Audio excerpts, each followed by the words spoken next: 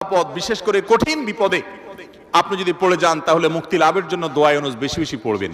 এর পাশাপাশি আরো দুটি আমলে কথা বলতে পারে, যেটা আমার জীবনে বহুবার আমল করে দেখেছি, আমি হাতে হাতে পেয়েছি আলহামদুলিল্লাহ। এক নম্বর হলো দোয়া ইউনুস, আরেকটা হলো ইস্তেগফার।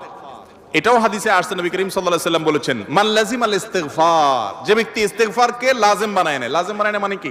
মানে পড়তেই থাকে, থামে না। টয়লেটে গেছে তখন শুধু বন্ধ, খাচ্ছে তখন শুধু বন্ধ, ঘুমাচ্ছে তখন শুধু বন্ধ, আর সারাক্ষণ পড়তেই থাকে ইস্তেগফার।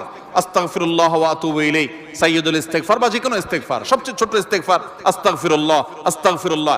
এটা যে পড়তেই থাকে, নবী করিম সাল্লাল্লাহু আলাইহি ওয়াসাল্লাম বলেছেন, তার যে কোনো বিপদ থেকে বের হওয়ার জন্য আল্লাহ তাআলা নিজে পথ দেখায় দেন।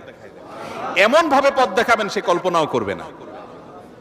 এবং জীবনে বহুবার আমি আমলটা করে দেখেছি, কঠিন কঠিন বিপদে আল্লাহ তাআলা কিভাবে উদ্ধার করেছেন আমি নিজে অবাক হয়ে গেছি, সারপ্রাইজড হয়ে গেছি। নাম্বার 3, দুরুদ। দুরুদের ক্ষেত্রে